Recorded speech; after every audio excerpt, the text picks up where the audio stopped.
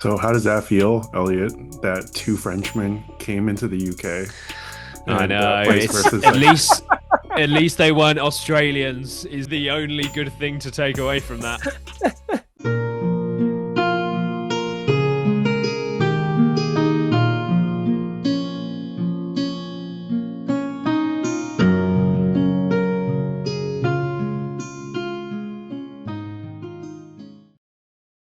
Welcome everyone to Into the West. This is Charles, and with me today are Richard and Ian. We have a special guest all the way from the UK. It is Elliot. Hello. Thank you Welcome for having me, back. guys. Thank you. Welcome back. I know it's been like almost 2 years, getting on 2 years. Very happy to be back. Thank you very much for having me, guys. Yeah. Good to see you all. Today we're going to be talking about ArdaCon, and believe it or not, it is Into the West's first time covering ArdaCon. We've got the perfect guest with us today to talk about it. So tell Lovely. us, Eliott, what were you doing at ArdaCon this year? Yes. So it was only my first time at ArdaCon. There are people that have been there loads and loads of times, but it was only my first time going. I've been meaning to go for quite some time. But yeah, I was at ArdaCon this year live streaming. So if no one's seen all my postings online, so I run the Gollum's Gamers YouTube channel. If you like all things into the West, you'll probably like the Gollum's Gamers. So come and check us out. We do competitive MESBG sort of focused content, loads of other things as well, bat reps, news, all sorts of stuff. But we've recently started doing tournament live streams. So I'll actually go to the tournament and sort of stream games live from these tournaments.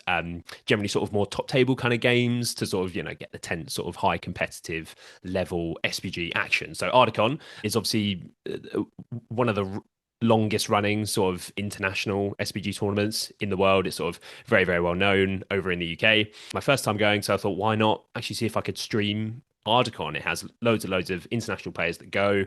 I've actually never been to an international tournament before either, so it sort of killed two birds with one stone. So I went to ArdaCon, streamed 7 games from the tournament. It's actually like a 5-day long tournament. They do like a doubles and all sorts of things. I was just there streaming kind of the quote unquote main tournament, which was a 2-day long tournament, 7 games, and it was at 700 points. So yeah, live streamed 7 games, including the final as well. We had mostly all different players from different countries, all over the world. So it was really, really well received. The games were really great as well. So all those games are up on the Gollum's Gamers channel if you want to see them start to finish. There's loads and loads of games I live streamed for like over 20 hours, 22 hours I think it was over the weekend. So a lot of talking. It's just me running the show and everything. But no, it was really good. The games were great. And Articon was really, really good as well. For my first time, it was great. So go check out the games. They're there on the channel. It was really good coverage. I mean, I didn't watch all of it, but Thank you. I tuned in Yeah, yeah. for a while, Skimmed. and I Yeah, yeah, quite yeah. enjoyed it. Yeah, the multiple camera angles is really nice, and then also like the additional like the commentary and like also like Yeah. when you're going through like the comment section as well. It kept it a lot more interactive because like I've tried to watch some of those tournament games where it's just a one Mm. static overhead shot. Oh I yeah, got and no it's idea what not. the fuck is happening. No, No no, you've clue. got to try and, yeah, sort of like Yeah. tell the audience the important things. But I'm sort of because I can hear the players in my headset the whole time. So while I'm talking to the chat, I'm sort of trying to listen to what's happening for if there's Yeah. heroics being called and things like that. So I can cut to the players so that the audience can kind of hear those important things that are happening. So it's a balancing act. But I think, being able as the audience to hear kind of the reactions that the players are having to the things that are happening in the game. Obviously, the players are the most invested people in the game, right? Because they're the ones playing it. So to hear what they're thinking and how things are actually going at the table, I think is really, really important. So you hear all that sort of stuff. So that's really good. Well, it's nice hearing them, and also just that it's only their voices and it's not really the background. I do like having some of the background audio there because it kind of gives like a sense of the like atmosphere at the tournament. Yeah. And if it was just silent with only me sort of talking, it'd put a lot more pressure on me to always be filling the dead air. Yeah. So having some of the background noise is nice as well. And it kind of makes you feel like you're there a little bit. So Before we, I guess, jump into the rest of the weekend for ArdaCon, Eliott, do you want to shout out some more live streaming events that you might be covering yes. in the future? Of course, yes. So, coming up, so I believe this is going to be going out sort of in September. So, coming up for any of the UK listeners here on Into the West, obviously, I'm sure you guys have lots of UK listeners as well. If you guys don't watch the Gollum's Gamers and you haven't heard me endlessly promote our very first tournament. Well, you're going to get it now. We are hosting our very first GBHL 100, which is at the highest sort of level of competitive tournament here in the UK. It's called the Lemon Cup. It's our very first event. We're very, very excited about it. Lots of work behind the scenes and stuff has been going on. So tickets are still available if you're in the UK or if you're going to be in the UK, because I believe one of your locals, Jake, is going to be attending the Lemon Cup as well. It'd be good to see him there. But yeah, tickets are available. All the info is on our channel. Also be live streaming at the Lemon Cup as well. So if you can't make it to the Lemon Cup, if you're from Canada, North America, or anywhere else in the world, you can watch 6 games from the Lemon Cup on the Gollum's Gamers channel. It's on the 20th and 21st of September. So I'll be there just at ArdaCon live all weekend, bringing you guys some top table action live from the Lemon Cup. So check it out, folks. Wow, that was a brilliant ad. Thank you. It's almost rehearsed. I'm an envoy, right? It's not scripted. Yeah. That was great. So I guess today we'll be covering the top 15 lists from ArdaCon, and then the top 15 to 11 will be on Patreon, and then the top 10 will be in the YouTube video. So Eliott didn't stream the Masters a day or two before the Grand Tournament. We can, I guess, talk about the results of that one. I guess the Masters is an international tournament that there's usually tickets being given out to different countries throughout the year, and then most countries designate one of their bigger competitive tournaments to give the winners the ticket to this tournament. So essentially it is like some of the most competitive players in the world that end up playing in this tournament. A potential plan for next year, if I stream ArdaCon again, that I might stream the Masters as well. So it would be 4 days of streaming, which I was a little bit hesitant to sort of do, but I wasn't as sort of like, my voice wasn't as gone as I thought it would be after 2 days. So maybe the Masters next year. And like you say, obviously some of the best players from around the world play in that sort of little small tournament. So to stream that one would be really good. So watch this space, folks. Love it. We won't be going too in depth into the Masters tournament, but I guess just wanted, open discussion on some of the results. One of the reasons why we're not going to go into the list, because the podium was basically Army of the White Hand. The 4th place was actually surprising, though. Men of the West with Aragorn and Gandalf. Or are we going to get straight into that now? Because that's a little tease for later. Oh, okay. Are we not going to save that one? It's a teaser. It'll show up again. Put a pin in it. Yeah. Let's talk about Army of the White Hand. So I might be wrong. I think it was something like 6 out of 16 of the Masters list were Army of the White Hand. Is that right? So yeah, it was something crazy like that. I don't know if this is the best read on the meta right now, right? Because or what that says about the meta. Obviously, Army of the White Hand is really good. Everybody knows it's probably, if not the best list in the game, it's like top 2, right? And what beats Army of the White Hand? Other Army of the White Hand. So, and considering this is like a really top tier, sweaty event, like, are more people taking it because they're worried about facing it, or are they just taking it because it's really good? I don't know. I think it's very interesting that many people did take it, and the results show for it. But yeah, it's quite rare, to be fair, that you have a top 3 all being the same list at any tournament, really. I mean, when it's a smaller player pool, maybe that sort of leads to something like that happening. When it's such a high level competitive event and you have players wanting to do well in that event, it's more likely that they might just take one of the best lists, or arguably the best list. But yeah, that's something that you very rarely see. I don't know if you guys have seen that before. I'm not sure if I've ever seen a top 3 being the same list.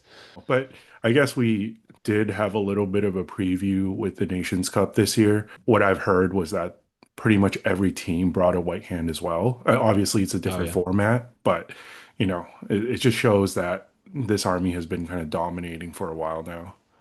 Yeah, I believe there's a Nations Cup preview that we did on the channel, folks. So you want to see a breakdown of the Nations Cup list, baby? You go check that out. For sure. I mean, we didn't do one, so guys, go check it out. For sure. I think we're getting close to kind of like an insurmountable amount of evidence that list is probably a little overtuned. Yeah, and they're just wanting to build the evidence up over a number of different FAQs before actually putting it in one. I get not doing it in the August one, like wanting to get more data, but like if we don't get one next year, it's gonna be rough. It's gonna be a rough edition, ladies and gentlemen. Yeah, the next one's still like another 6 months away, so we've got this for a little while longer yet. Do you think it's going to be 3 FAQs like the Dragon Emperor? Yeah, probably. Although with the Dragon Emperor, sort of, there was the idea that as it was a brand new big Forge World kit, that like they wanted to try and sell some of those first before like making it Yeah. quote unquote bad. Obviously, there's the Hill Tribesmen, which are the new models, but I don't think like loads of people are going out and buying those specifically for White Hand. I think it's more of a they want to sell the army set and the new box set, and those are included in that anyway. So I'm not sure if that's the reason why this time, but hopefully next year it will be. I don't know if this is just a rumor, but I heard someone tell me over the weekend that Jay Clare lost to Army of the White Hand. Wow, really? So if that is true, then then the chances skyrocketed for the February FAQ. Yeah, I'm not sure if he did. I was chatting with him on the Saturday night, and he didn't seem too upset. And then I spoke to him after the event actually, and he seemed okay. So yeah, we'll see. We'll see whether it's nerfed or not. Will sort of tell us that. He's already the got answer it to in that his question. notebook. Nerf Yeah. it to the ground. So he's like, yeah, I'm chilling. Yeah, sure, he's fine. The winner of the Masters is, I believe, Alex from Yes. Go Gaming. So congrats to him. He was the best white hand that day. He was the whitest hand. Getting into top 10 here. Number 10, we have J22. This is not Jay Clare, is it? No, this is the better Jay. This is Jay Achaya Okay. from the Gollum's Gamers. Shout out. Shout out to Jay. Yes, so we ran through his list in the tournament preview that we did for ArdaCon. So yeah, we talked about this sort of in depth over on the channel as well. But I think it's one of his first times running Halls of Thranduil. He doesn't run it too much. And this is what Jay does. He will submit a list at the very last second, and then he'll do super well at the tournament. It's just how he does it. So he's done this once again with Halls of Thranduil. I may as well run through the list since I've started talking about it already. And he's one of the Gollum's Gamers. So 700 points, 33 models, led by Thranduil with heavy armor. He has 4 Mirkwood Elves with bow, 6 with glaive, another 4 with shield, and then 2 Palace Guard, both Mirkwood Elf Knights. Then he has Tariel with Elf Bow, leading 5 more with Bow, 6 with Glaive, and 1 Wood Elf Sentinel. And then he's got Leggy with Elven Cloak as well. So only 33 models. I think, again, very similar to the list, the Army of the White Hand one that we saw earlier, where he sort of lowered the model count and really got in as many of the extras as he could. That's really what Jay has sort of done here. He hasn't really scrimped on anything. I mean, the only thing he maybe has is that he doesn't have too many Palace Guard. He's got 2 Knights in there. He's paid for the bow with Tariel, for example. He's got a Sentinel in there. He's got Leggy with Cloak in there as well. All the bells and whistles. I was looking at this list with him in our chat, and I was thinking about taking a Mirkwood Elf captain instead of Tariel, so that you get the march, you save some points, you can bump the numbers up. If you drop a knight, maybe there's a world you get to 36 models. I think that's a pretty good place to be in as well. But in classic Jay fashion, he just submits a list. He just goes, yeah, I'll just go for it. And then he ends up winning the tournament or doing very, very well. So not surprising to see Jay do well here at ArdaCon. And he's someone who goes to ArdaCon every single year. He absolutely loves it. So if you're going next year, I'm sure you run into him there. All right. Showing that it's the player, not the list. I like it. That's it. The Halls is a really solid list anyway, and it just kind of falls back on having really good army bonuses that end up being tied to Thranduil that you can just fall back on to win you through games. But well, that on top of also having like Legos and Tariel are both fantastic support heroes. It's interesting. Is this the second or third list we've seen in the top 15 that just didn't have a banner? It's interesting leaving those points on the table and it not seeming to be as big of an issue, I guess, as a lot of people thought. So before we go on, I guess Eliott can maybe expand a little bit on this, but ArdaCon has like an oath scoring system. There's like additional objectives that most tournaments don't really play in match play. This is all theory crafting, but I would think that maybe banners matter less, perhaps, in this format. Yeah, so I mean, with the oaths, so there's an extra TP basically up for grabs for every player throughout each of the 7 games. So there's an extra 7 TPs on the board. So each player has 4 oaths like these cards that you can pick from, and they're all the same. And then before the game, you and your opponent veto one of your opponent's cards, and then you pick from the remaining three, I believe, or your opponent picks, something like that. But anyway, you have a secret objective basically that you know that you have to do throughout the game. I guess you can lean more into trying to get the TP rather than having the VPs for the banner, but then that could lose you a game potentially, and then you'd lose TPs through that. So it's interesting. But Halls has been doing super well all year, even without the banner VP. So, and I think I went on record as saying in one of our podcasts, I think I threw my toys out the pram a little bit and was saying, oh, banner VPs have made them even more important this edition. This is really bad. And then we've got lists like Halls and stuff doing super well without them. So there you go. Ian and I both play this army, and it's just +1 to wound on elves. Always good. Will always be good. I think personally, I'm just more like wanting an army to be well-rounded. So I personally would probably have gone the captain route instead of Toriel, like you said.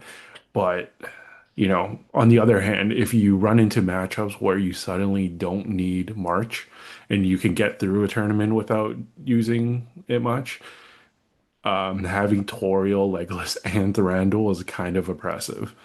Yeah. Like you Really, can't really even good. stop that with magic. Like you need what, 3 or 4 casters? Tariel is just such a good profile. It's just that Legolas is just like just a little bit better, so she keeps getting left behind. But that doesn't mean she's not fantastic support piece. Just like as a secondary combat piece. I haven't tried the list since the Sentinels got added back into it.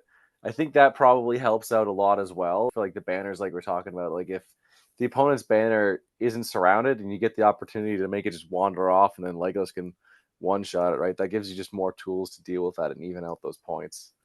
So maybe it really isn't that big of a deal for this list now. As it used Yeah, to that be. might be something, that's a little bit slept on by some people as well now, sort of, as there hasn't been Sentinels around. Obviously, there's been Spectres and stuff, but yeah, sort of maybe people aren't wrapping their banners the same as they used to. So, early on in the edition, there's some things that you can, take advantage of, right? And yeah, Jay's clearly done super well here.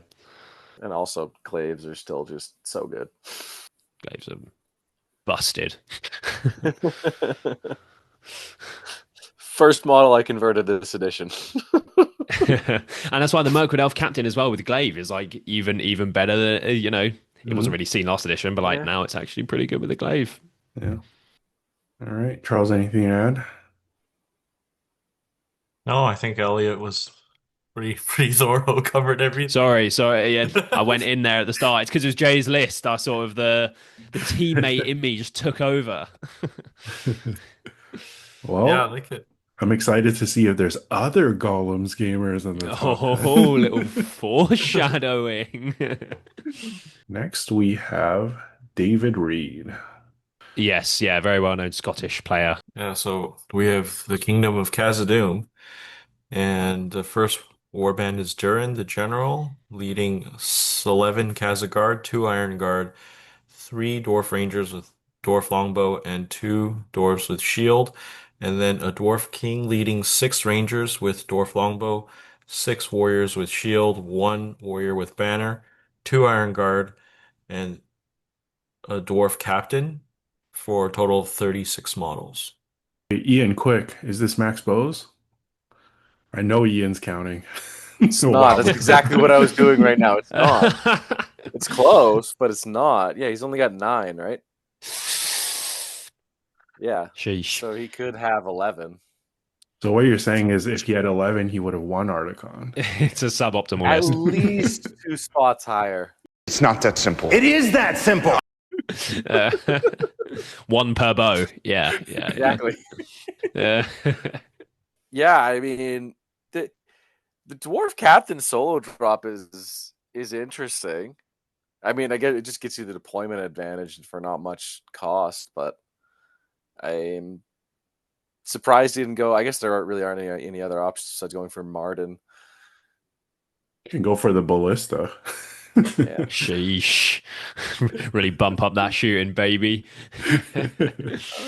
Just the ballista still has the arc of fire though, right? It's still restricted to the 45. Yeah. Yeah. I think anything with the 45 is kind of tough to use now. Yeah. But honestly, yeah, I think cool list. I'm seeing a little bit more Khazad-dûm popping up here and there and placing well. It's honestly pretty solid. It's like they have the anti-shooting tech built into the army bonus with like the mirrors and stuff. The dwarf longbows are cracked. The reroll is not quite like a board wide banner, but in a lot of situations it is. Yeah. It's so good on the Khazad Guard, especially if they're the burly ones. They get that reroll. They're fight 5. They're probably wounding on 4s, rerolling 1s. Like they just carve through things. The Kazagard are nice in this list. We'll come on to another list later, which is ran it in a slightly different way with more Iron Guard instead of Kazagard. But yeah, this is obviously a super solid way to run it still with the D7. Wait, he didn't upgrade them, did he? Yeah, I was just going to say there aren't any Hearthguard. Because they're 12 points is their Oh, base. so they're not. So they're not. So they're not +1. So we still hit the shit. I mean, he could have converted one to be Hearthguard because he's got 698 points. I'm sure he didn't have like a conversion or like a different way of making it stand out. But yeah, like the fight 5 D7 is obviously super strong. They're more likely to get the benefit from the sort of built-in banner, like you say, compared to other models in the list. And yeah, just having Rangers and the Warriors and the Captain be dominant 2 is just so good for objective scenarios. We'll come on to that a little bit later on, but it's super good in so many different situations. And then Durin as well. I'm a huge Durin fan. I was last edition. I remember, I think when you guys sort of ranked him fairly low, I believe in a tier list, that sort of lit off a little fire inside me. Not because I thought he was actually good, but I just liked the model just for some reason. I don't know. So now to see him actually doing well all weekend, to be fair, on that top table area, I think every single round there was at least one Khazad-dûm up there. I think one round there was 3 up there in the same round. So it was really doing pretty well all weekend long. David Ree coming in the top 10 here. He's no stranger to some dwarves. So yeah, good to see the Scots represented here for sure. Durin being at fight 7 now is actually really good for him. It's just another deterrent for the profile and makes him a lot more capable in combat against fighting. I mean, he's already good against other heroes, but now he's actually like a reasonable threat because he has very good odds of winning the fight, or just outlasting somebody. But I think the whole list is just carried on like the ridiculousness of the army bonuses. With the Khazad being so good now, I look at the Iron Guard and the rerolls, the 2 attacks actually pretty consistent, right? Yeah, I won't tease too much, but I will. I have to do it. I have to shout out the the preview podcast that we did for a tournament where we had Ali King, arguably the best Khazad-dûm player in the GBHL. He won the league with Khazad-dûm a number of years ago, and then also Dave Farmer as well. They went sort of very in depth for quite a long time. I sat back and just let them have at it on why Iron Guard are the better pick compared to Khazad Guard. So if you want to hear their thoughts, go and check it out. But yeah, the Iron Guard are a super solid pick, but the Khazad Guard as well. I mean, the Fight 5. I remember when the article went up before the edition came out and we saw that they were going to be Fight 5. Everyone freaked out and they were like, oh my God, Khazad-dûm is back. Yeah, they're clearly super good.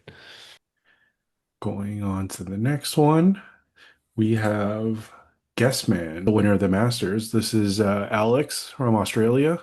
He's got an Ugluk Scouts list. So his leader is Ugluk. He has 2 Uruk-hai with shield, 5 with bow, and 1 scout with a banner. Then he has Grishnak, 7 orcs with spear, 1 2-handed weapon, 1 banner.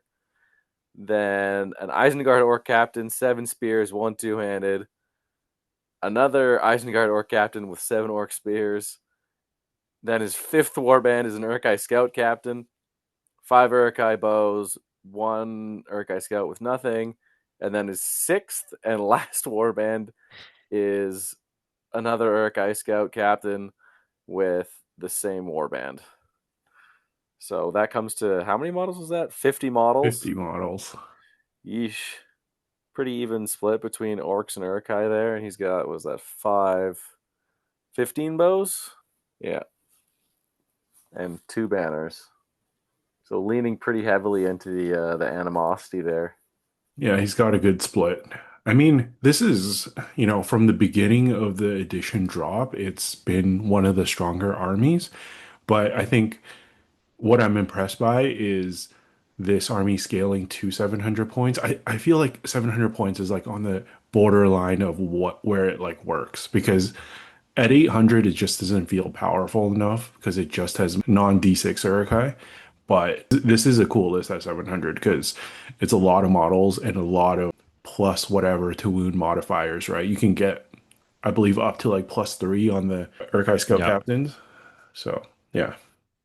Yeah, which is really, really nice. And I mean, just to say though, 800 points, I've seen it do pretty well this edition in the UK with like Okay. over 70 models, like 73 models or something, which like imagine 73 fucking Yeah, scouts being put on the table in front of you. Like fair. that's pretty crazy. But seeing here it's 750 models, we had Alex play on the live stream as well.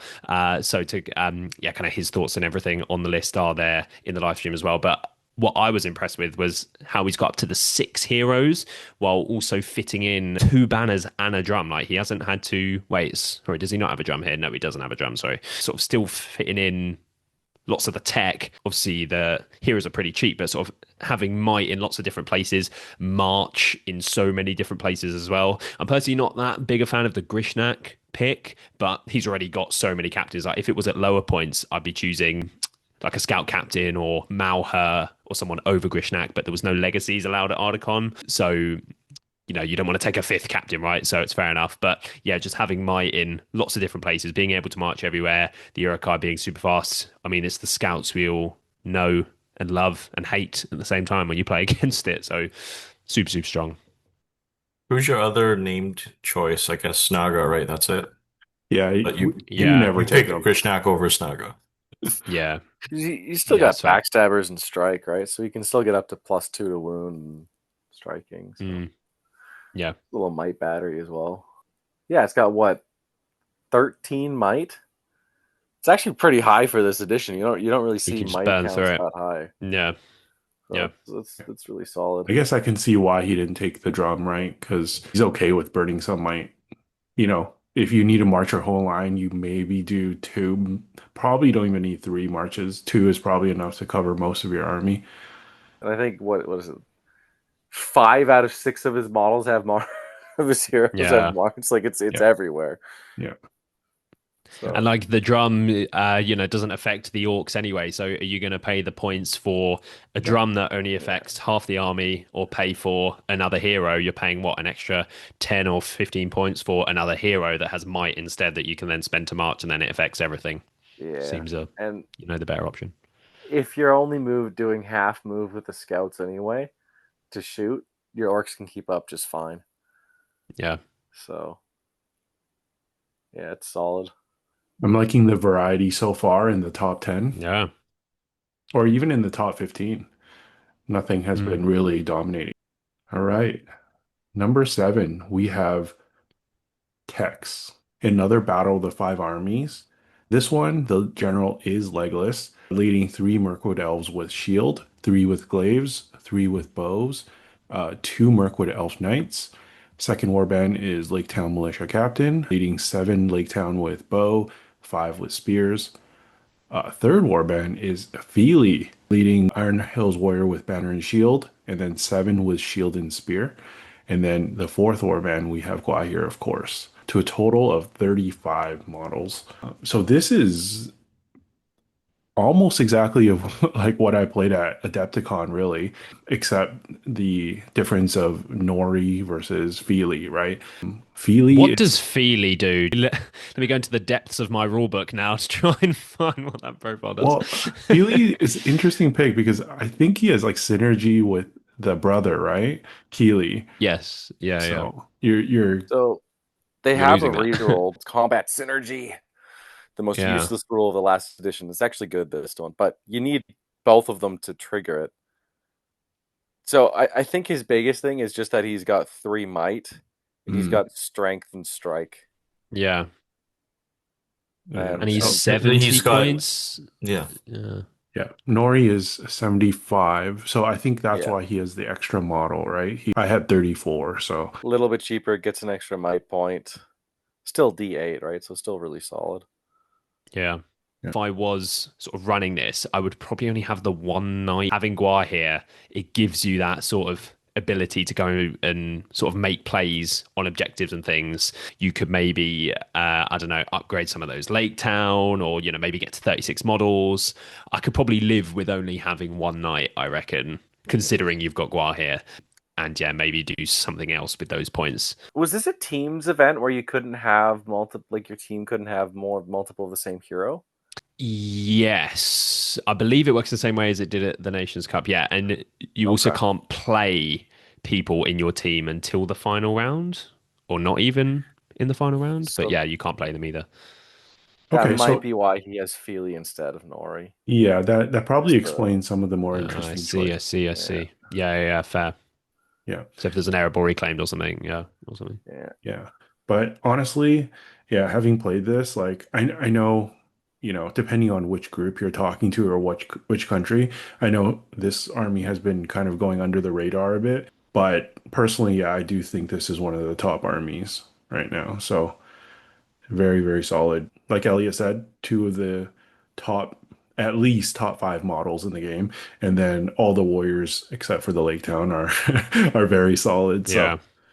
Yeah, really, really strong for sure. And yeah, sort of, there have been some people over here in the GBHL sort of using it more. And like I say, at that tournament that I took it to, the guy who won the tournament was using it as well. So it's won a GBHL 100 over here. So, and there's so many different ways that you could build it, which I think is really, really good. It scales at lots of different points levels. So yeah, it's really good.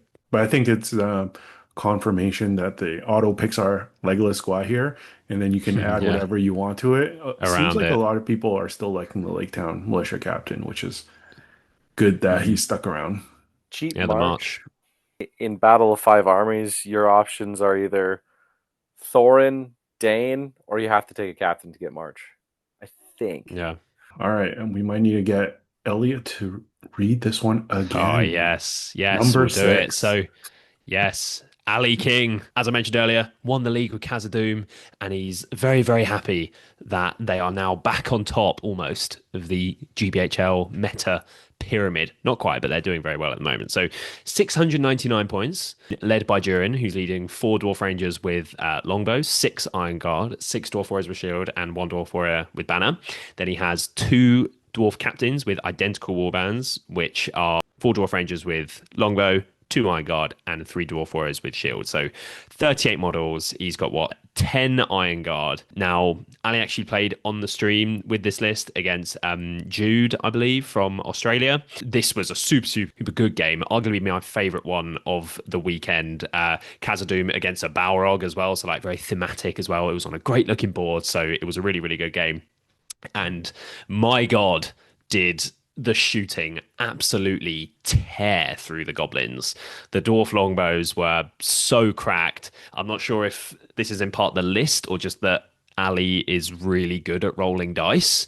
But then the Iron Guard really came into their own with the throwing weapons. I mean, you've got 10 throwing weapons with the longbows. Either as he sort of got closer to sort of chuck them at the goblins like before they engaged, and then just when they're charging into combat, because that's your sort of not front rank because you don't have spears, but you're sending them in first with the throwing weapons as well, wounding on 5. Any idea how many goblins are left? Well, he has killed a lot with shooting because it's not only the rangers, it's all the throwing weapons. It's 10 throwing weapons from the Iron Guard plus all of the bows. So Kota, every time Ali picks up his dice, he seems to kill something. Yeah, I told you he was going to play the luck card. He was going to put it down on the table and just win the game. That's what's going to happen. The shooting output, he'd killed 21 models, I believe, with shooting before combat.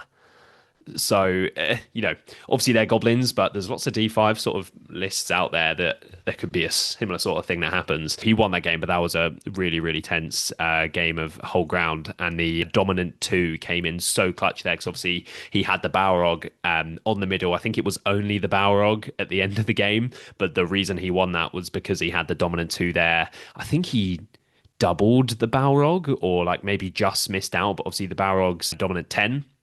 So just having the Dom 2 on so many models there in the list, and I mean to still hit 38 with the double dwarf captain, those being dominant 2 as well. It's just so strong. Like, I think it's a really solid option. Whether you want to run it with Kazagard or the Iron Guard, obviously, you know, some people maybe only have one or the other, or not that many of one or the other. I think you can go for a mix and match as well. But yeah, Ali does certainly think that the Iron Guard sort of way is the best way in his view, and he's come 6th. So really, really good job. I did watch that game with the shooting popping off, and yeah, it was kind of insane to see. Yeah. It is interesting you didn't go for any Kazagard. Just the fight 5 is so nice to have now. I mean, like in general, but yeah, I'm kind of surprised you didn't go for that. For the And also courage too, right? Well, yeah, that is yeah, that's true. Yeah, the bodyguard. I am a big fan of Iron Guard. Like, I think they're great. I'm just kind of surprised, but it does make sense, I guess, just with the army bonuses that the Iron Guard are quite solid. The shooting must have really popped off if it was hold ground too, because it's not like he's sitting back and just shooting, right? I assume he was also trying to move. He was moving half, to be fair. So the kills were just adding up, and Jude's just army just, you know, vanished. And yeah, it was quite something. Yeah. It was kind of like a feedback loop because he kept on getting rid of goblins, and then the turns were going faster. Yeah.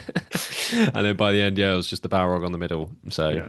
But that's still very impressive, because that's probably one of the Balrogs or Depths of Moria's best scenarios, right? There's not many armies that can actually beat the Balrog in that scenario. So yeah, nicely played. You just need to live with some models on the middle, right? Like, you know, having dominant 2, you need 5 models on the middle to tie it. And I mean, you just feed it 1 per turn, and you just try to grind it out. And yeah.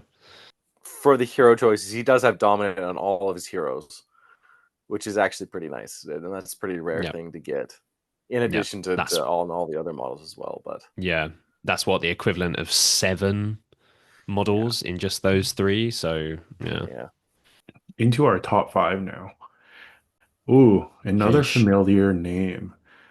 I believe this is Sean Rosado, also from Mountain Goat Gaming, and who has been a guest of, you know, our podcast several times.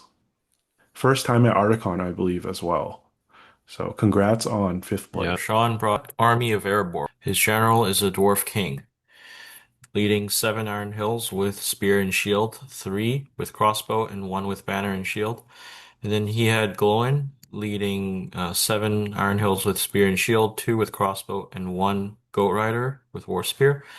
Last warband is Gimli, leading 7 Iron Hills with Spear and Shield, 7 with Crossbow, and 1 Goat Rider with War Spear.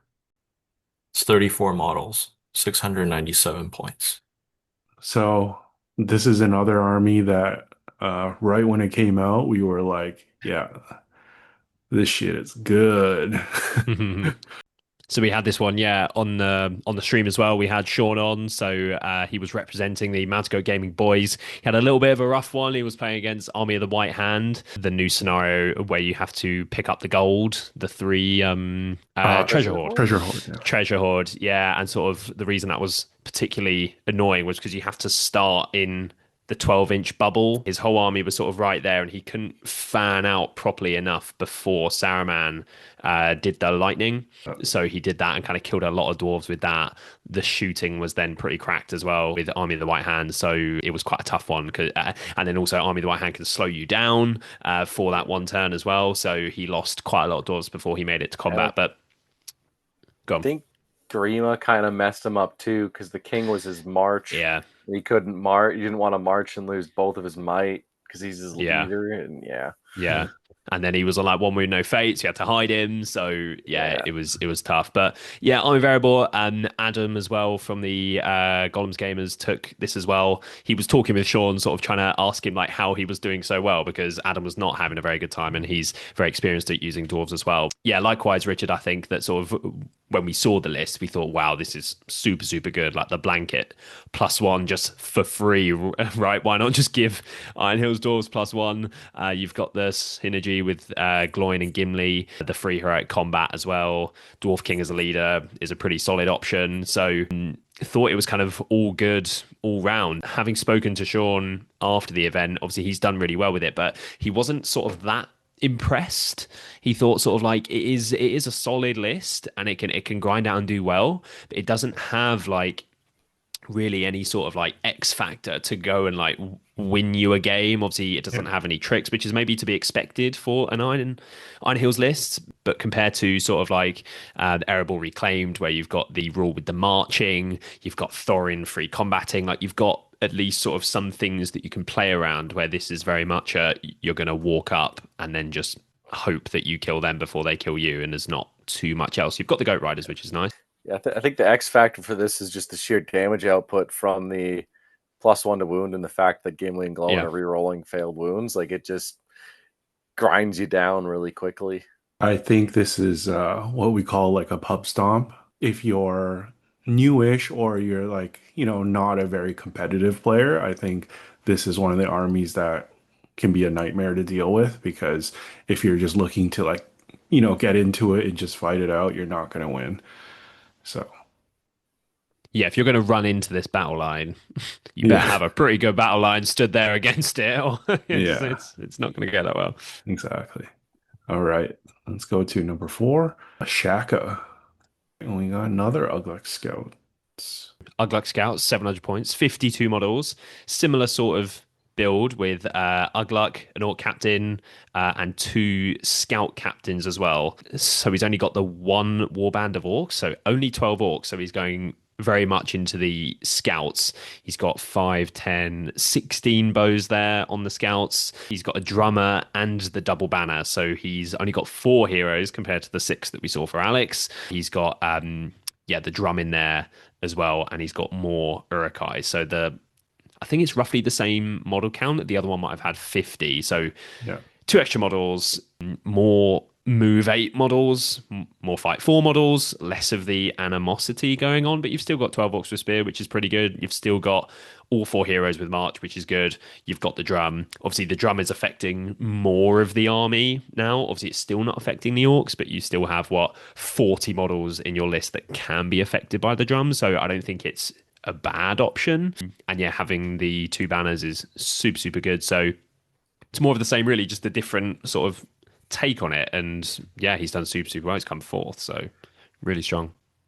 It's an interesting build. Just like it seems it's more just all based about the wrap and trap, right? With the heavy emphasis on the Urukai and with the drummer in there.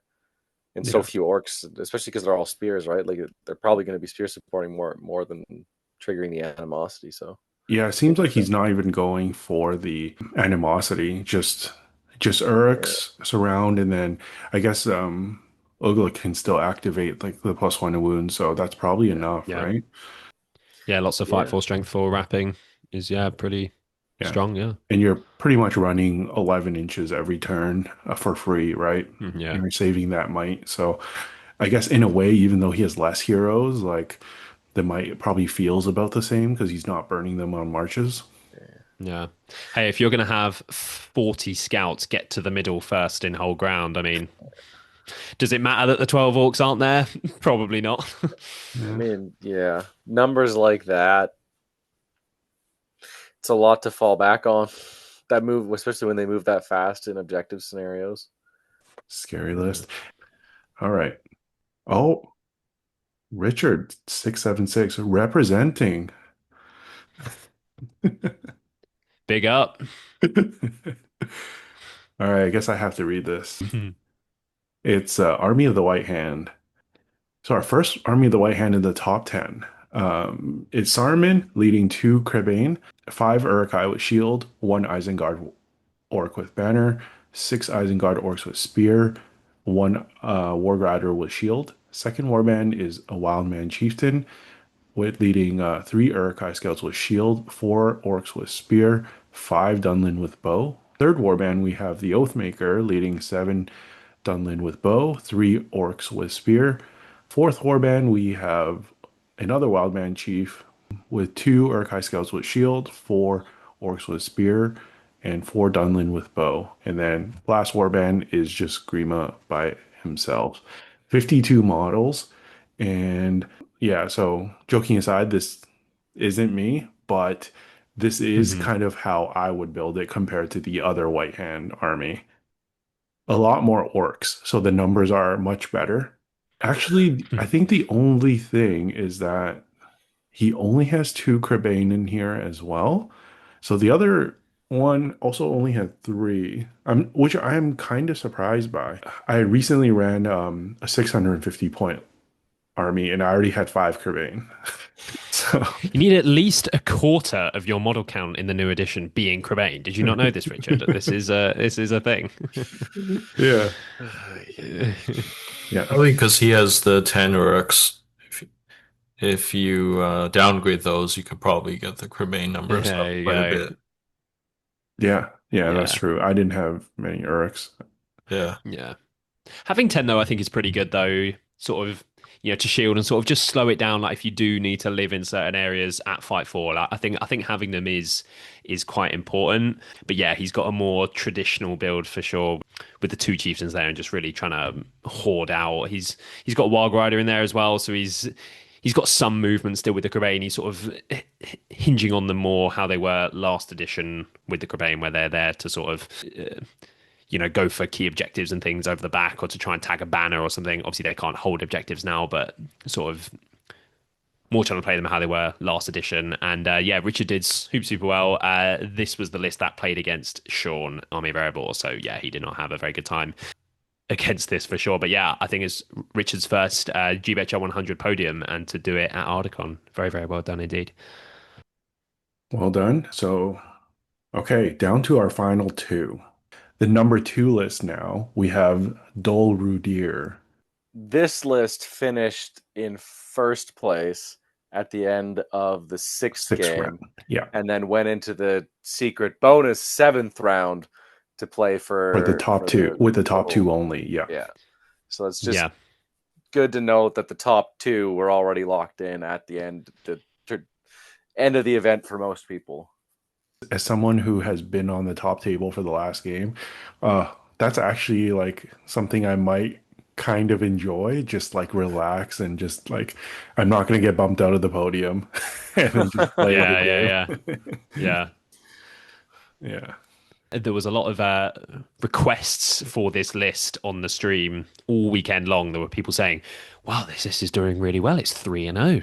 It's 4-0. It's wow. We want to see this list." But unfortunately, his LSR wasn't actually on the base. It had broken off, and he couldn't glue it back on because it's metal. So I was like, "Well, we can't just have a empty base on the stream." But he did end up getting on the stream, which we will come on to. But yeah, the list, I mean, super interesting, and to see it do so well, 700 points, 24 models, led by LSR on horse, leading 9 more as Minister of the Shield, another 9 with Shield and Spear, and then Gandalf the White with Shadowfax and Pippin leading 3 Warriors of Minas Tirith, 1 with Shield and 2 with Shield and Spear. So only 24 models. He spent 500 points of his available 700 on 2 models, or technically 3 maybe with Pippin. Yeah. But yeah, sort of like Aragorn and Gandalf, just what a combination, right? Like they just work so well together. I was speaking to Robin, who ran this list. Yeah, he was saying that he was using Gandalf quite offensively over the weekend. Like he was really having to sort of get him in combat, obviously with the fight 6 to sort of, and he's got more might and stuff with Pippin, more fate. So he was just having to sort of use him alongside Aragorn almost, but while obviously having the great casting and things as well. So a very interesting list, and to see it do so well, I mean, hats off to him. It was also his first time using this list, and he also came 4th with it in the Masters as well.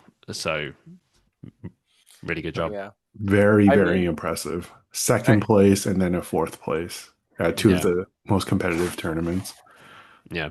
I mean, Gandalf just has to be a combat piece in this, right? Because he doesn't have his staff of power. The Yeah. reroll is nice, but it really puts the emphasis on him being a combat piece who can cast a couple spells for utility whenever you need it. But that's still a lot of points to pay for somebody like that, despite all the Yeah. stats he brings. Yeah. I mean, I would love to see how this one was played in person as well. You Yeah. said of one of his game, the last game on stream.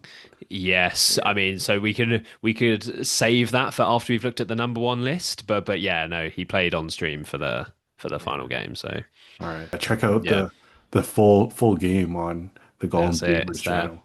for I sure. do kind of see what the list has, right? Like Elisar and Gandalf are both very good combat pieces when they're mounted. You have a 6-inch banner, and the Warriors of Minas Tirith are solid enough troops that can just outlast, considering their auto passing courage while Aragorn's alive and dominant too near the heroes, which they're gonna be. So it Yeah. does have play on objectives because of Mm. that. It just does have enough staying power that the heroes should be able to grind out the enemy before it's an issue, I guess is Yeah. how you play it. Yeah. And both Aragorn and Gandalf are quite resistant to magic, so you can't really shut them down that easily, other than like monsters and hurling and stuff like that into them. But yeah, I think yeah, it's a very interesting list. I think most people think so too. Yeah. Only really works at this points value and above though. Yeah. That model count is rough. You're really scraping the barrel, even here at 700. So Yeah. Yeah. Yeah. On to our number one list, the winner of ArdaCon 2025. We have Good Beer, Usurpers of Eros. So the general is Freka, leading 6 hill tribesmen with bows, 6 with spear, 2 Crebain, and 1 with flaming brand. And then we have Wolf, 4 tribesmen with bow, 5 with spear, 2 Crebain, and 2 with two-handed weapon.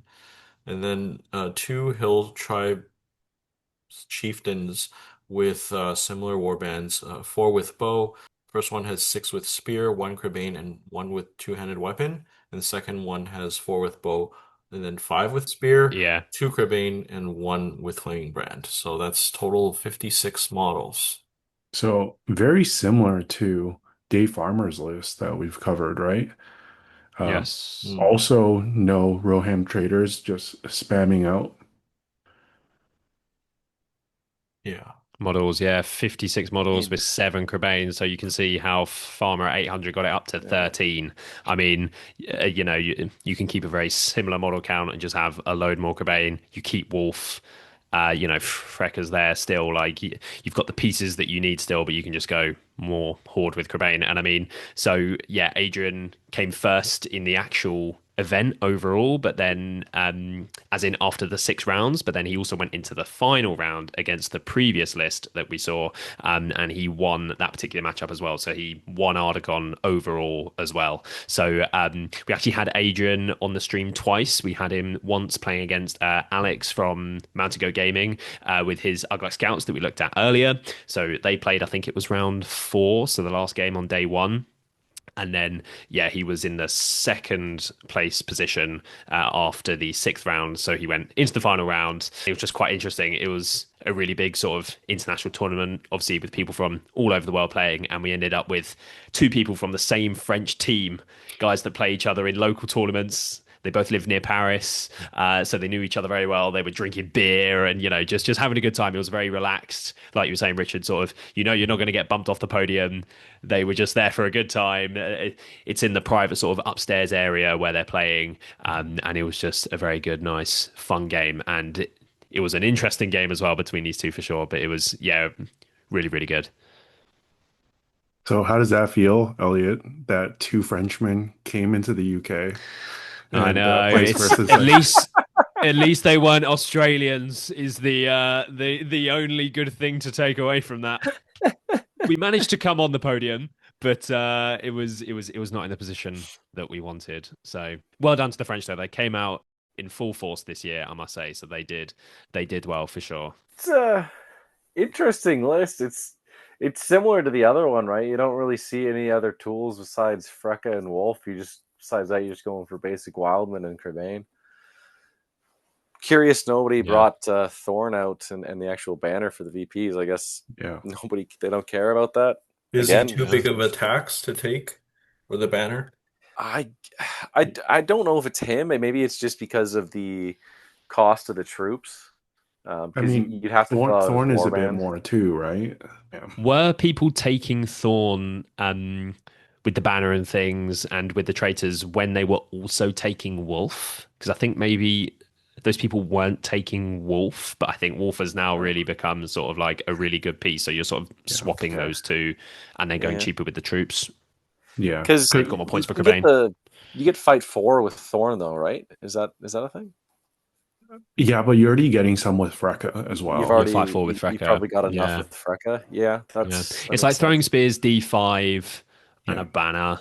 I mean, I can kind of see the vision because if you take all those tech things, like you going down to like 40s, this Yeah. list just doesn't function the same way, right? Because Yeah. it is a horde army. Well, yeah, I guess a Rohan with throwing spear and shield is 1.5 the times as a Wildman with spear, right? So Yeah, it's that will eat 9 into the points. numbers. It's a lot. Yeah. Yeah, Yeah. 12 of them are 18 Wildmen, and Thorn's almost it's like 1.5 chieftains. Yeah, okay. Yeah. So, any thoughts on the armies that we just reviewed overall? What do you guys think? I mean, aside from the Masters, which, was it's a bit gross seeing so many white hands, like the GT, I am quite, surprised, but like happy with the results of just the spread of armies that are being played right now. The spread of armies is nice, seeing that up in the top spots. However, it's all the lists you thought you would see, Hmm. right? Like the one, I mean, besides even the Men of the West, maybe it's not like the build you'd expect, but you would still expect that list to do well. Battle No of Fire, Lothlorien. strong. Yeah, no Loth. There was no Balrog either. Well, that's true. Yeah, you No gave us a Balrog. teaser, but it just never came. No, well, no. I meant for the game with Ali. But no actual Balrog in the top 10, which is interesting to see because the Depths of Moria is the number one performing list in the GBHL up to this point in the season so far, with Eagles and Army of the White Hand in second place. So interesting to not see it in the top 10, although I'm sure it wasn't far off, or the top 15 even. Yeah. Maybe Yeah. people are Yeah. figuring out how to beat it, or people are just not taking it as much. I I think that's the case. At least in North America, it was dominating for the first like 6 months, but then I think because it's a pretty straightforward army to play, and I think when the new stuff came out, people just kind of dropped Yeah. it and wanting to try something else. Yeah. And there's now people looking at lists which were out at the start of the edition, but there were other shiny things sort of making you overlook those things, like usurpers. It's been there since the start, sort of hiding in the shadows. And now, yeah, sort of, I think it's here to stay for the next little while for sure. What I'm hearing is Crebain are the first thing on the nerf block. Maybe so. Are they in stock on the GW website? Have they all been bought out? Are they even available anymore? I don't know. You just go get yourself some Cobain, folks. Get them while they're hot. Yeah, they're in stock. Get them while they boy. last. Shout out to our awesome Patreon community. Check out Patreon for more details, which includes extra perks like extra content and custom dice.